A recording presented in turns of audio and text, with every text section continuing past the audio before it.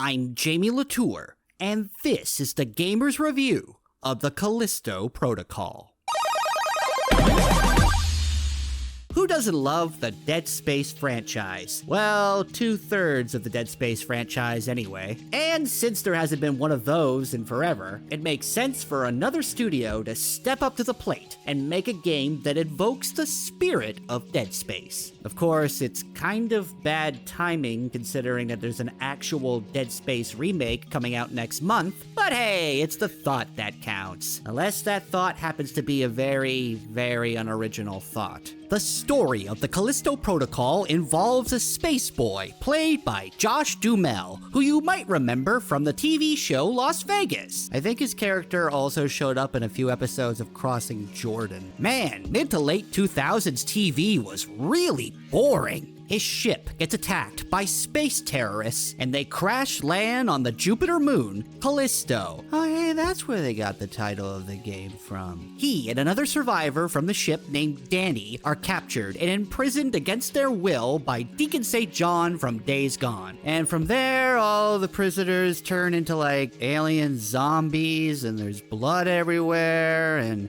you have to fight your way out of the prison, and there's explosions, etc., etc. It's just another cliched space action horror story that could have been in any one of those direct-to-Netflix movies that release every single month. The cast of actors in the Callisto Protocol try to do their best with the material, but even Daniel Day-Lewis couldn't elevate this generic sci-fi schlock. Also, this originally was going to be some kind of spin-off tied to the PUBG universe, and I really want to know how the hell that would have worked. Now, the Callisto Protocol is a very pretty game. The textures, the lighting, the weather effects, and the skyboxes, the character models, everything, it just looks fantastic. You could spend a whole lot of time just counting the pores in Josh Duhamel's face, and trust me, I have. The game's animations are also incredible to see in motion, especially the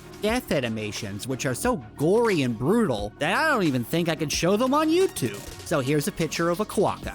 All these visuals are made even better by the outstanding sound design that really helped to ramp up the game's spooky atmosphere. And if you happen to be playing this on the PS5, the Callisto Protocol makes great use of the DualSense controller's haptic feedback. You can really feel the vibrations of the blades of the industrial fans and the various meat grinders as they try to turn you into ground chuck. But after you've spent a few hours marveling at the shininess of the gore that's splattered everywhere, you'll realize that the game doesn't really offer much beyond its good looks. It seems like the team behind the Callisto Protocol spent so much time on the graphics that they forgot to do anything else to make this not feel like a full-on Dead Space tribute act. Everything about the gameplay invokes Dead Space. You've got your health bar on your back, you need to dismember enemies with an arsenal of space guns to kill them. You get a fancy exosuit and a gravity glove, and you can stomp things. Stomp, stomp, stomp. At times, it can almost feel like the Callisto Protocol is less of a spiritual successor to Dead Space, and more like someone just took Dead Space, traced over it, and submitted it as their own work. The environment of the hellish black iron prison that you're trapped in could have made for an intriguing setting, but you don't get much of an opportunity to explore it, as the whole game is spent progressing along a series of corridors that blatantly tell you where to go. Now, most games will have a critical path that they want you to follow, but most good games tend to have some nooks and crannies that you can explore. But here, there will be very few times for you to do anything but walk in the blood-stained straight line that the Callisto Protocol wants you to go down. This might not be so bad if there was an engaging narrative that you actively wanted to see through the end, or there was a truly fun gameplay loop. But as previously mentioned, yeah, no, those aren't here. To be fair, the Callisto Protocol does try to do some new things, it's just that they don't quite work.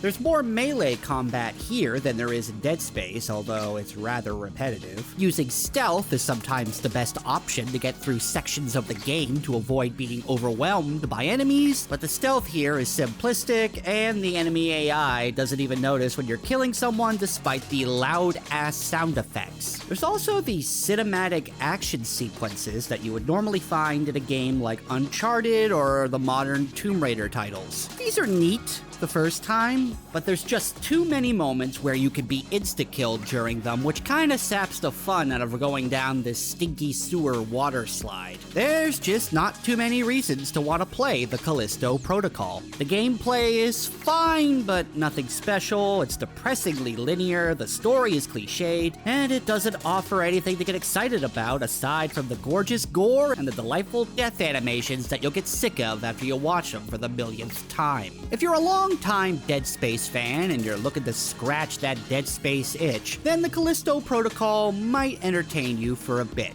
But again, there is a full-blown Dead Space remake coming out at the end of next month, so you may be better off just waiting for that. And even if that game turns out to be hot garbage, it probably would be best just to go back to the first 2 Dead Space games and play them all over again than have to trudge through this pretender to Isaac Clarke's throne. That's why we give the Callisto Protocol 2.5 family-friendly quokkas out of 5.